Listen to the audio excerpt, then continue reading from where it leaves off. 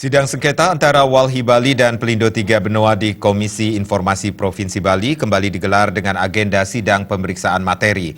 Dalam sidang ketiga tersebut, pemohon dan termohon masih berdebat terkait prosedural pengajuan permohonan informasi publik.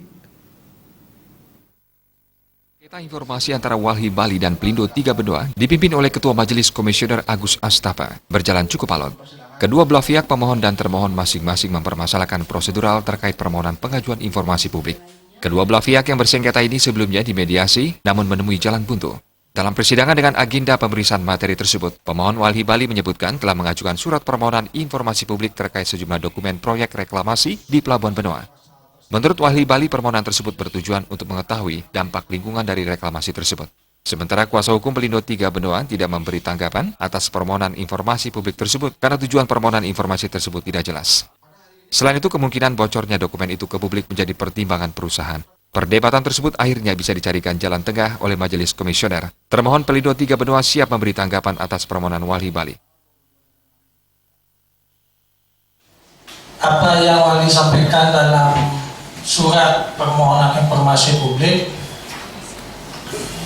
sudah jelas, tujuannya sudah jelas, yaitu untuk mengetahui dampak dari reklamasi pengembangan Bandara dampak dari reklamasi pengembangan Pelabuhan Benoa.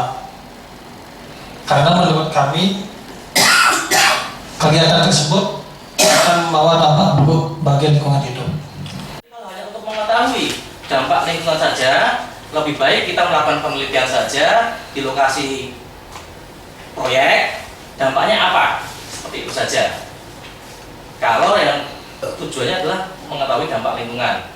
Kalau secara spesifik menyebutkan A, B, C, D, dan pihak pemohon menyatakan bahwa informasi ini akan kami gunakan sendiri, tidak kami informasikan ini, tidak akan kami sebar, menjaga mereka memberikan jaminan bahwa dokumen ini tidak akan kemana-mana, itu bisa menjadi pertimbangan bagi kami. Begitu Majelis. Sidang akan dilanjutkan Selasa depan, 29 Januari 2019 dengan agenda sama, yakni pemeriksaan materi sekaligus termohon Pelindo III akan memberikan tanggapan langsung kepada pemohon. Riasa Bali TV.